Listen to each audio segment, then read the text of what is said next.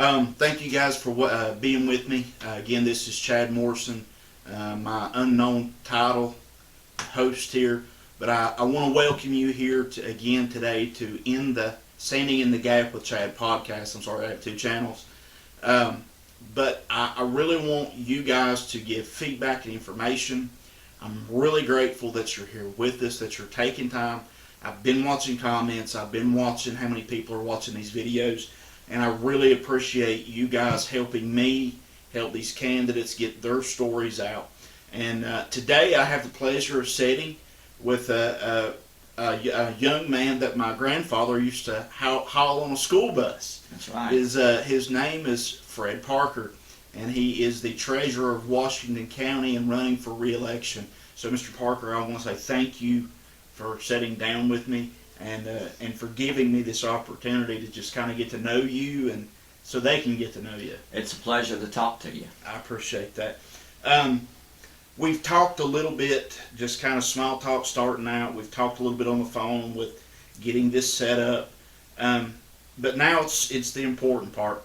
And again, for those who watch me, they know I asked this question. My number one goal is to know whether you're a Christian or not, because so much of our county, they see that. They recognize and they identify with that. But I'm not judge. There's only one judge, so if you are, that's fine. If you aren't, that's fine too. But can you give me that answer? I most definitely am. I was born, baptized, and still belong to Bethel Presbyterian Church, the little white church right above Bethel School. I know exactly what it is. You know, the money goes there every week.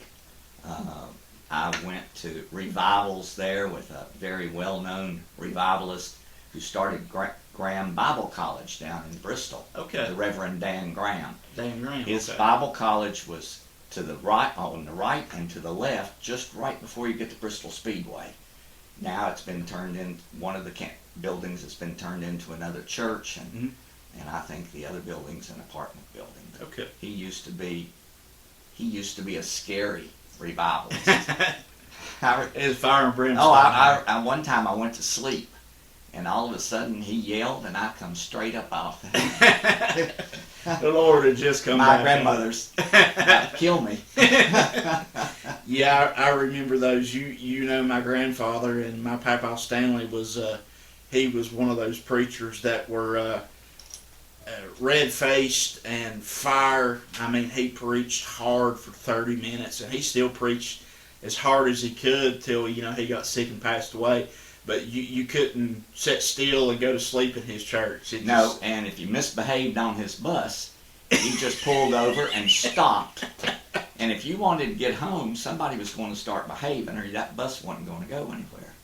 Yeah, he was a hard man in some ways, but in other ways, man, he loved the Lord in his life. I've talked to so many people that knew him, and his life proved his relationship with the Lord. And I think, and I know this is a little off topic, but it says a lot to why I asked this question and ask about people's testimony, is because, when we leave this life, I don't care if you're a millionaire or if you live on the street, your testimony to the people around you is what means everything. That's what you're really going to leave behind. That's right. And your church, regardless of the denomination, regardless of whether whatever your church is what builds your character, it builds your morals, and it creates the pathway of your life. Yeah. And I know this is kind of off topic, and I'll say this and move on a little bit. We really, and I hope to talk about this more on this channel a little bit later. I'm dedicating this channel for the next month to work for the candidates. But when this channel is over, I want to be able to sit down and talk about real topics, real problems, real solutions with multiple people. But I also want to share testimonies. But one of the things that we've lost today is the recognition of how troubles can be good for us. Nobody likes them, but if everything was perfectly fine all the time, we would never have the character that we need to have. We wouldn't have the strength. We wouldn't have the ability to endure problems, and we wouldn't be able to tell the younger generation how to overcome adversities. So we really need to understand why problems, we don't want them, but how we can look at them and learn from them. Well, we all learn from our mistakes. My grandmother always used to say the reason she would paddle grandkids was sometimes she had to knock the brains back up to their head. Yeah. So, Yeah. All right. So we'll get back on topic. Sorry. Can you give me, for those of us that may not know, what are the duties that the job entail of being the treasurer? there are three under Virginia Code, and there are a multitude of duties, but there are three overwhelming responsibilities. The collection of the revenue, and that's all the revenue coming into the county, from library fines to money paid for lunches at schools, from the state, from sales tax, from real estate, personal property taxes. All of that money flows through this office. The collection of taxes, or the collection of the revenue, the disbursement of revenue, everything that is dispersed, teacher payroll, sheriff's deputies payroll, the accounts payable, paying the light bill for the schools. Oh, I didn't Now, realize that. everything is paid out of this office and out of the bank accounts that I manage. That leads into the third major responsibility, and that's the safekeeping of the revenue, or the investment of the revenue. Right. Which And probably includes auditing as well. auditing, yes. There, in treasurer's world, there's an old saying: "In God we trust, everybody else we audit." Yeah. Yeah. But each one of those categories, whether it's collection, disbursement, or the investment, each one of those involves a multitude of subcategories. We're also responsible for unclaimed property that goes to Richmond each year.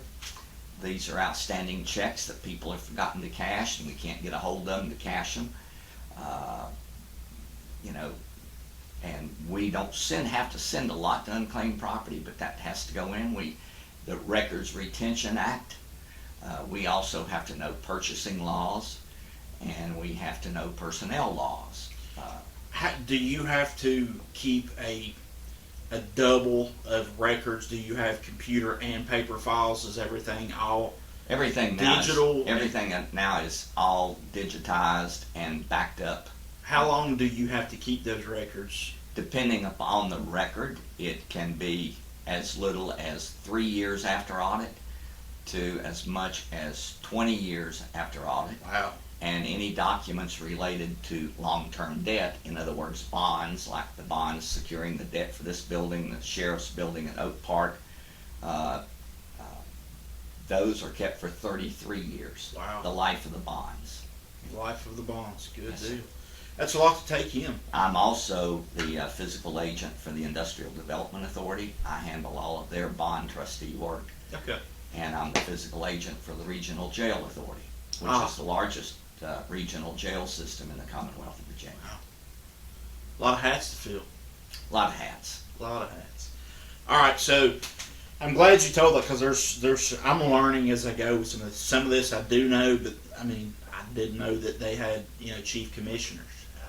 That was a new one for me to learn and for the audience. I'm going to ask some questions later that's a little bit more down to earth, but I think all of these still hit home to us, and I'll try to tie some of this together as I go. On a political spectrum, I ask this because we're seeing so much of the outside politics dwindling down into the localities. Yes. And, most of us in the counties and rural areas, we're not so much, we don't want what Washington wants. No, and so with that question, I know you run on a Democratic ticket, and as long as I remember, you've been on a Democratic ticket. But how do you feel the Democratic ticket is today, in local elections? And two, where do you feel like you fit in on that spectrum of extreme right or extreme left? well, I consider myself, and I run as a Democrat because Years ago, my daddy told me I was a Democrat, and I still respect my father and my mother. Right. But that said, once you get elected, it doesn't matter who you are, how wealthy you are, how poor you are, where you live, the color of your skin. When you walk through that door, I've got to give you the same service. You cannot, constitutional officers have to work for everybody. We are designated on the ballot by a political party for a reason. Right. And so I guess the best way for me to answer that was, I'm sort of a Joe Johnson Democrat. You know, yeah, I run on the Democratic ticket, but I have to go home every day and look myself in the mirror. As far as where I fit on the spectrum, when it comes to fiscal responsibility and money and taxes, I'm probably a lot more conservative than most people. Right. When it comes to other issues, human rights and that sort of thing, I might be a little more on the other side. And so that puts me, I think I'm squarely, Joe Johnson used to say, I like to ride the fence. Sometimes you get off the fence on the left side, and sometimes you get off the fence on the right side. Yeah, yeah.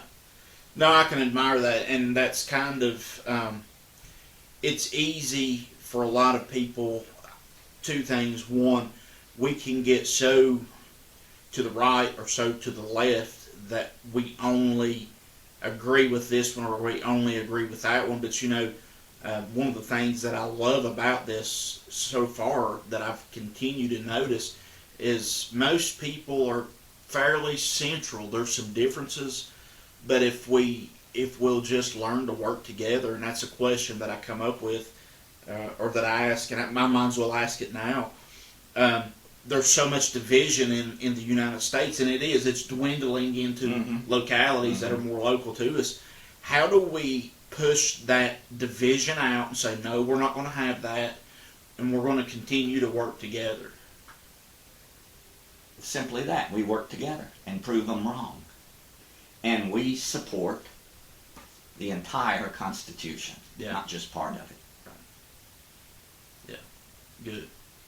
That's very important, and that's, to me, and that's part of why I'm doing this, Mr. Parker, is because I want the people to know that I'm an independent. I'm a Christian conservative, but I can sit down with anybody and keep my views to myself for the public for this, or I could actually cut the camera off and we could talk and be like they used to be. Do you remember Shorty's store? Mm-hmm. You could go down to Shorty's store and the old timers would sit there and argue and spit and fuss and cuss. And tomorrow when you came back, they'd be right there sitting talking just like they were the day before, having fun. Or they'd be helping each other cut corn or cut tobacco. Yep. They could lay their political views aside to disagree and be done. They walked away still friends. Tomorrow you'd go back and they'd still be back there in the heat of the day or late in the evening talking and farming and going on just like nothing had ever happened. I think if you compared the fact and the way I am and the way I believe politically, a lot of factions and the Democratic Party's a big tent, but a lot of factions in that tent would say that I'm way too conservative and way too old-fashioned. Mm-hmm. You know, and well, there's no doubt that the Democratic Party today and the Republican Party today are totally different. They from have what moved they too were. far right and too far left. Yeah. People want, the general public, they want to elect people, number one, who are willing to compromise and get the job done. For the people. Not to argue all the time. For the people. That's right. By the people. And that's something that I told, and I believe it was Mr. Henry yesterday evening, I said, you know, I would love for us to be able to come back to that place where Washington County could show not just Southwest Virginia, but to show Virginia and the United States, you know, we can still work together just like they did when my papa and your papa and your dad worked together. We can still do that today. And I hope that we can do that. It's not just at the national level, it's at the state level. You know, I personally am didn't like the fact that the General Assembly and the governor could not come together and agree on a budget. And, they could have done this months ago. Yeah. Saved a lot of money, a lot of time, and a lot of emotional stress. Yep. But they did agree. We struggle to see reason today, and we struggle to apply reason and logics in upper levels, we'll say. but every elected person's job, all of our jobs, you could be elected, you could have a different view, I could be elected and have a different view. Our job is to sit at the table and find middle ground and compromise. Our government was built on compromise. Yes. They were divided even with the first Continental Congress. Absolutely. There was still divisions, but they were able to say, there's some common ground here. Well, the Constitution. You look Yes. at the articles of the Constitution, they recognized they had left out a few things, and then all of a sudden they started doing all the amendments to the Constitution. Yep. So that's how it needs to be done. Yeah, I agree. I probably already know the answer to this question, but I'm going to go ahead and ask anyways for the viewers that Fair may enough. watch. Inflation numbers are coming out again, I think, tomorrow. Some would say inflation's kind of leveled a little bit. I still see a little upward trend myself in it. But as inflation has continued over the last few years, is there anything that you can do in this office to try and help the citizens of Washington County? Because everybody's feeling inflation. Everybody's feeling power bill and water bill. Everything goes up. It does. A couple of things that you do, and this is on the collection side. You do your best to collect the money that's on the books. When something is on the books and it's uncollected, they're borrowing money from the county or from the other taxpayers. So the more you can collect, the more revenue you have coming in. That helps keep taxes low. The other threshold of that would be the investments. Every dime that we have, except for one little account that keeps $50 in it, it's a federal government account when they send in grant money or something, because we're not allowed to earn interest on it. If we earn any interest on it, we've got to pay it back to the government. Wow. But every penny we've got is invested every night. And we have a very good investment contract. This past year, I think we made over $1.266 million in interest earnings. Wow. I think since I've become treasurer, we've made over $16 million in interest earnings. That's more money coming in. The other thing that helps Washington County, especially Washington County, is our geographical location.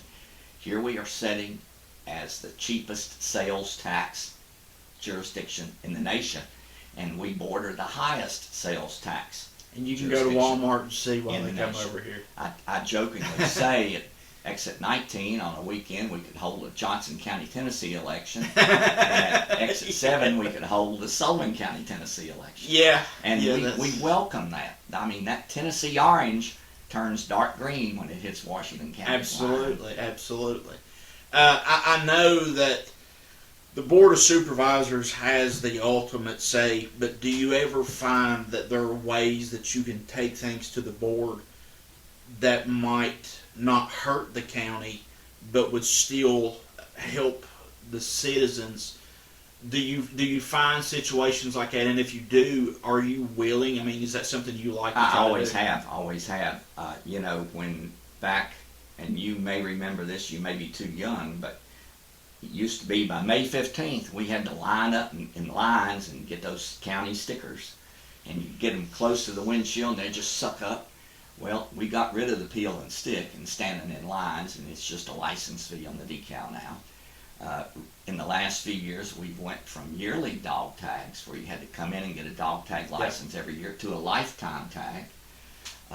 We have opened up a DMV Select office here where you can do every DMV transaction except birth certificate and driver's license, and we're a U.S. passport agent. Oh, And wow. to be honest with you, I jokingly say if I had room for a Dollar General store, I'd put in a Dollar General store. But Right. that all makes money for the county. Yeah. And the more money I can make that way for the county is less money that has to come out of your pocket as a taxpayer. And that's what I want us to know so that they can know, and that's what they want is somebody that's going to be doing this. If I could say, during the pandemic, when everybody else closed, we have a sidewalk running up and down here and casement windows out there.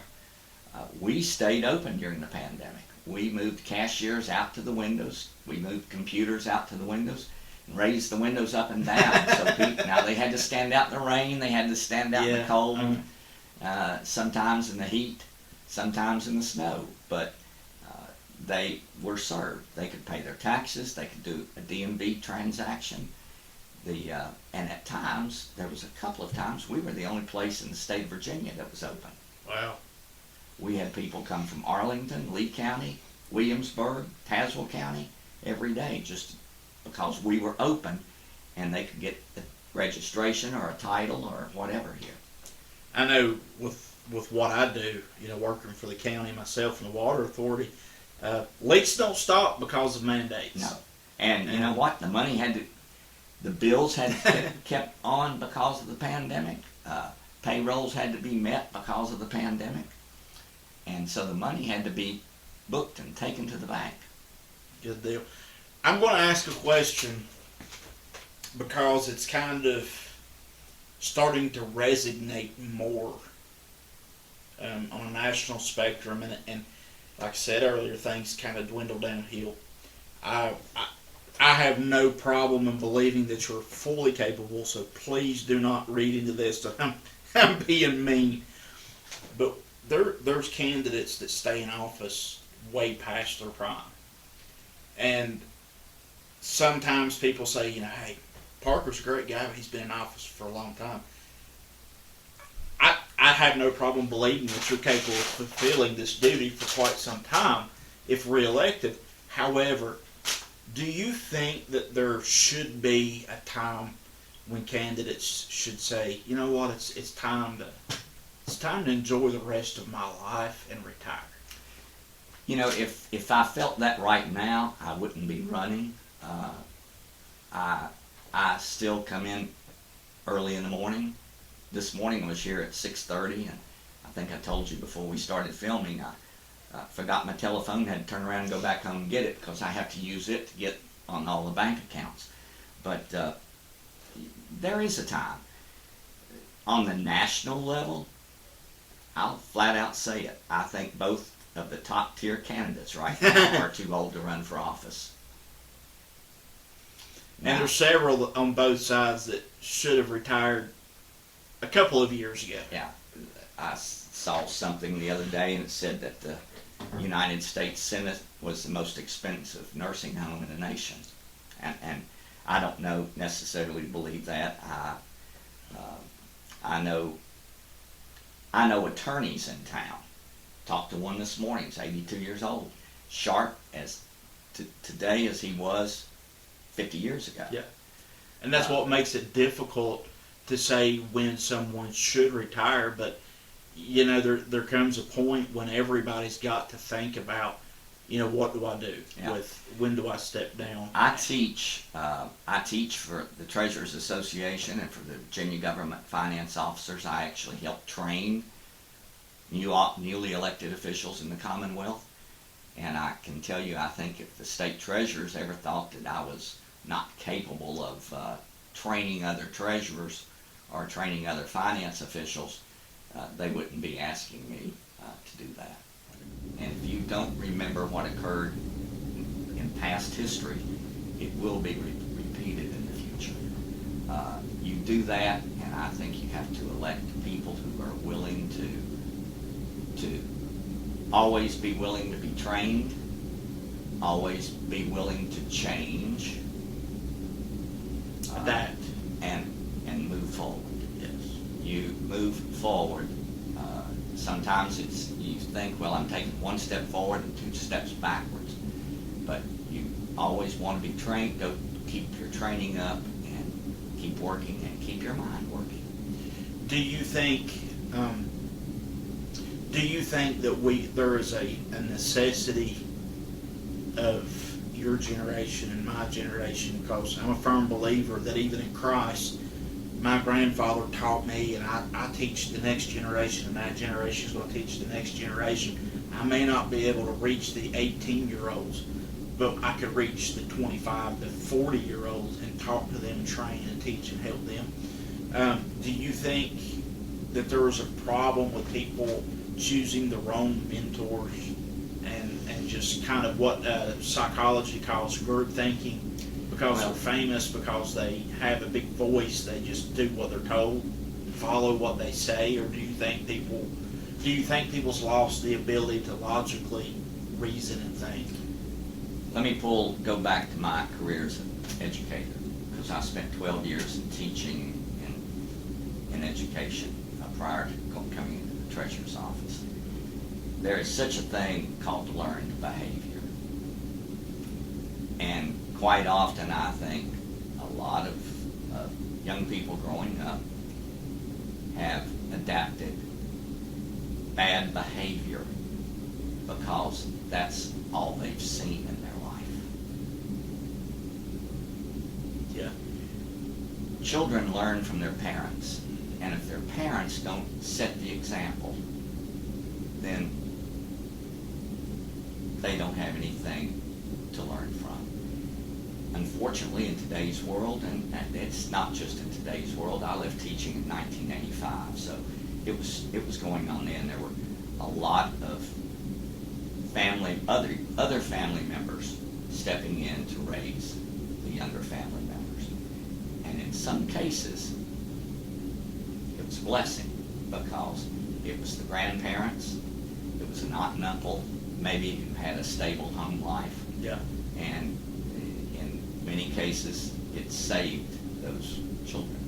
You know, I saw that a lot. You know, I drove a school bus for Ray Valley for 9 years, and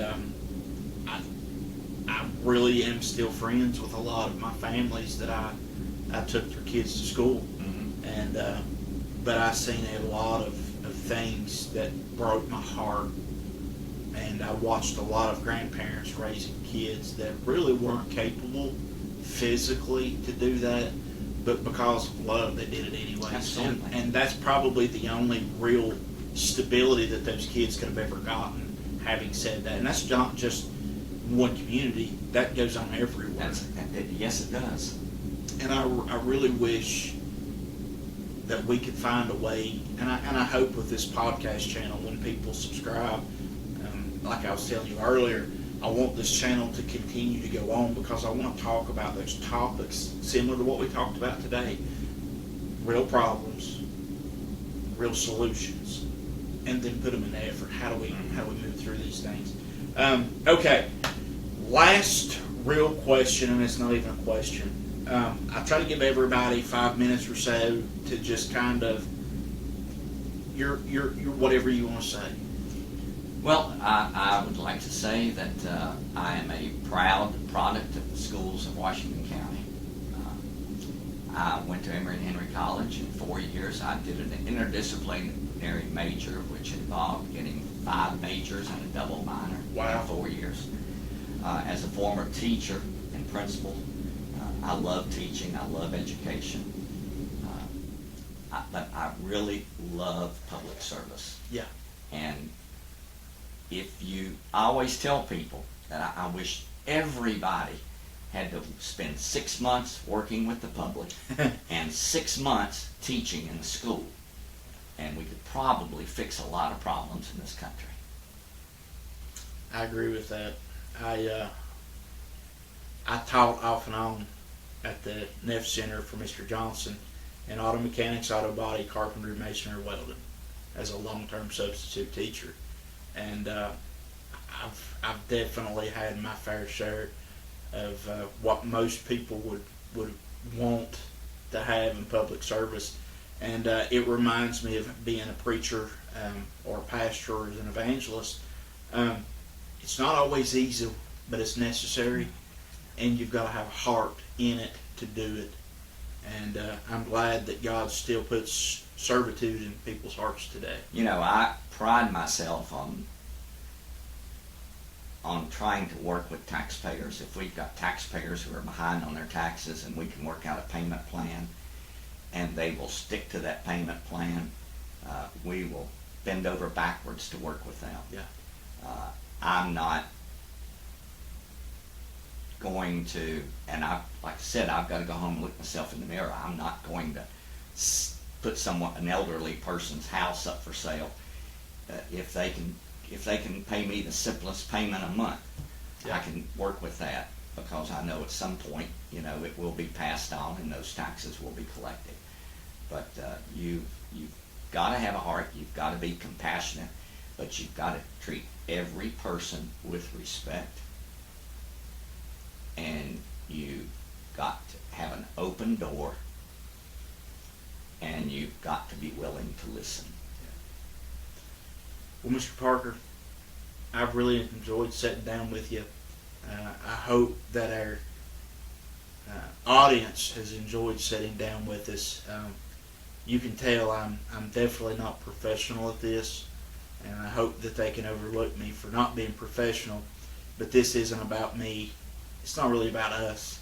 It's about you guys getting out and being a part of the community. It's about you being informed, and none of us can do it alone. We have to do it together. Just as Christians is the same way. Bear you one another's burdens and so fulfill the law of Christ. We make it through this life because we do things together and we work together. And we want you to get out and be informed and vote. So please share, like, subscribe, but get out and vote, okay? Thanks, guys.